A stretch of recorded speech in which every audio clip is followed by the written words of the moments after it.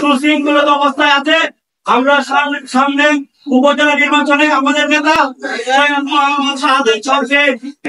আমরা মাঠে এবং রাজপথে বিভিন্ন প্রত্যেকটা ইউনিয়নে প্রত্যেকটা ওয়ার্ডে আরো আমরা কাজ করে যাচ্ছি।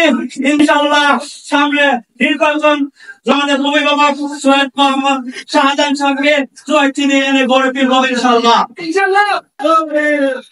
আমরা আমাদের নেতা আমাদের শেষ বলা যায় আমাদের আশ্বাস আমরা মাধবপুরের মধ্যে একজন জানিয়েছি, সেটা হলো সাহেব পরিবার। তার ব্যতীত মাধবপুর গঠনের ভিতরে আমরা কাউকে নেতা মানি না এবং মানব না। সৈয়দ মোহাম্মদ ফয়সাল সাহেব, সৈয়দ মোহাম্মদ শাহজাহান সাহেব আমাদের বিপদ আমাদের সবসময় পাশে ছিলেন, পাশে থাকবেন এবং তিনি আমাদেরকে সর্বদা নিরাপত্তা বহন করে থাকেন।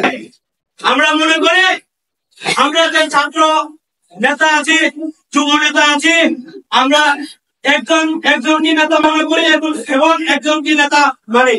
আমাদেরকে ছাত্র দলের আহ্বায়ক জনাব মারুফ আহমেদ আমাদেরকে বলে দিয়েছেন আমরা নির্বাচন পর্যন্ত শাহজাহান সাহেবের পক্ষ থেকে মানকোটে কাজ করি এবং মানকোটে কাজ করার জন্য আমাদের উৎসাহিত করি। এই বলে আমার বক্তব্য শেষ করলাম। আসসালামু আলাইকুম ওয়া রাহমাতুল্লাহ। আমাদের ছাত্র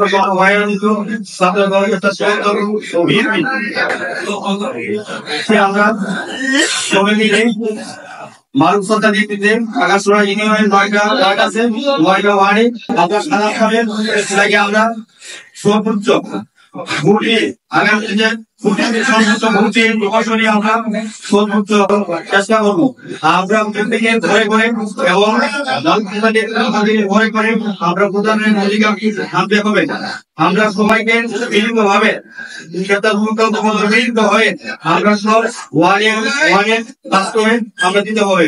আমরা সাধারণভাবে আমরা জয়যুক্ত করতে হবে ইনশাআল্লাহ।